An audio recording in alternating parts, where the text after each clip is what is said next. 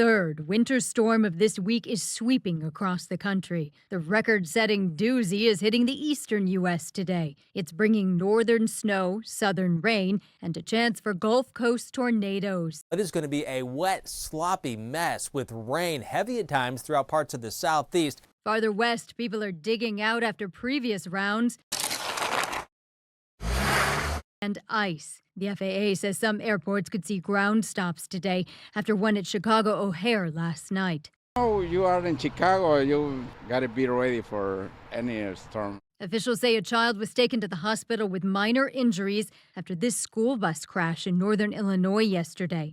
This video from Topeka, Kansas shows school bus drivers stopping on the side of a slippery highway. Nearby Kansas City has a new daily snowfall record from yesterday. And in Minneapolis, a man is using the recent weather to build an ice castle. There's lights in the castle, there's all sorts of caverns, there's ice slides.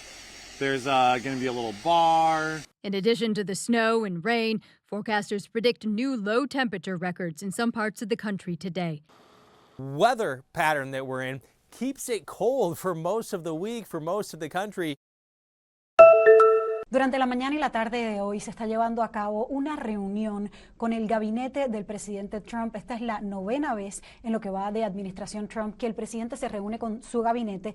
Importantemente, esto sucede luego de que anoche, en la noche del lunes, el presidente se reuniera con su equipo de seguridad nacional para hablar sobre varios temas, pero principalmente para tomar decisiones en cuanto a Venezuela, a medida que tanto aumenta la tensión en la región debido a que Estados Unidos y el presidente Trump directamente dijo que en cualquier momento se podría dar un ataque en tierra contra Venezuela.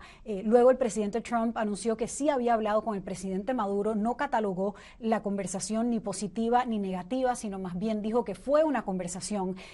Reuters ha estado reportando, así como el Miami Herald, alguno del contenido de esa conversación en la cual alegadamente el presidente Trump le habría dado a Maduro un ultimátum para salirse del poder, para ceder el poder, y ese ultimátum habría vencido el viernes pasado. Por supuesto, la fecha vino y se fue y el presidente Maduro no solamente se mantuvo en el poder, sino que se mantuvo desafiante en expresiones públicas a lo largo del fin de semana y la semana, incluyendo el día lunes, cuando volvió a bailar ante un público y a decir que Venezuela sería victoriosa ante cualquier amenaza de Estados Unidos.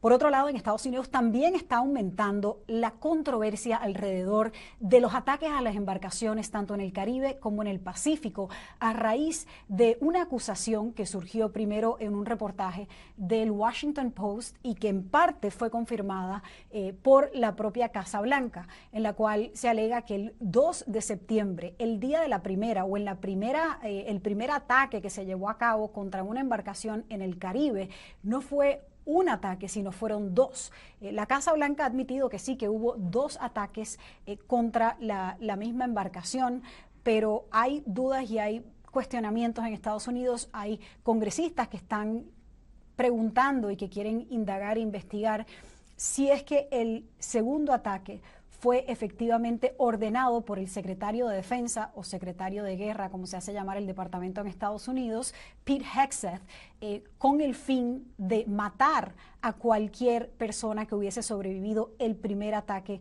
inmediatamente antes en el Mar Caribe sobre una alegada embarcación narcotraficante. De todas maneras, la Casa Blanca, el Departamento de Defensa, todos insisten en que todos los ataques son legales y se rigen bajo las leyes de conflicto armado de los Estados Unidos.